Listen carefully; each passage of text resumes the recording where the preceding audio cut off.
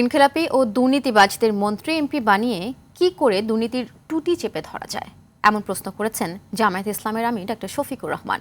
আর এনসিপির আহ্বায়ক নাহিদ ইসলাম বলেন, একটি দল বাংলাদেশকে বিপদে ফেলার পরিকল্পনা হাতে নিয়েছে।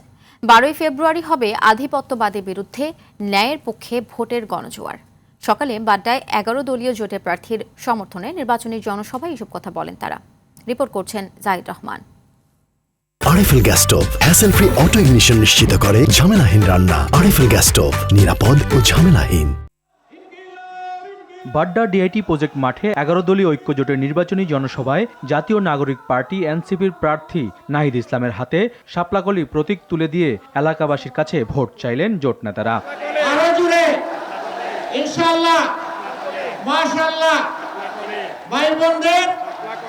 জামাতের আমির বিএনপির সমালোচনা করে বলেন, আওয়ামী লীগের 10 টাকা কেজি দরের চালের মতোই ভুয়া ফ্যামিলি কার্ডের অঙ্গীকার। 12 ফেব্রুয়ারি জনগণ দুর্নীতিবাজদের লাল কার্ড দেখাবে বলেও মন্তব্য করেন শফিকুর রহমান। ক্ষমতায় গেলে দুর্নীতির টুটি চেপে ধরবেন, ভালো কথা। Charity always starts from home. ভালো কাজ নিজের ঘর থেকে শুরু করা লাগে। তাইলে যে 59 জন ভয়াবহ ঋণ খেলাপি, ঋণ ব্যাংক ডাকাত, এদেরকে আপনারা মনোনয়ন দিলেন কেন? এদেরকে বগলের নিচে আশ্রয় দিয়ে এমপি বানিয়ে আপনারা করবেন দুর্নীতি দমন। এগুলা শুনলে পেঁচায়ও হাসবে। ঢাকা 11 আসনের সমস্যা সমাধানের অঙ্গীকার করে নাহিদ ইসলাম সংসদে গিয়ে গণঅভ্যুত্থানের পক্ষে দেশ ও জনগণের ঋণ পরিশোধের প্রতিশ্রুতি দেন।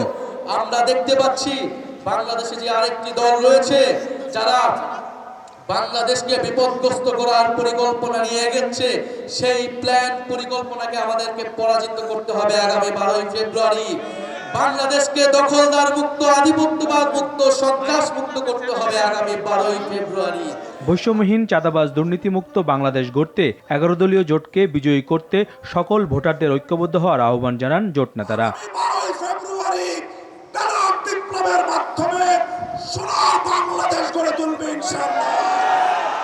জাহিদ রহমান, RTV, ঢাকা।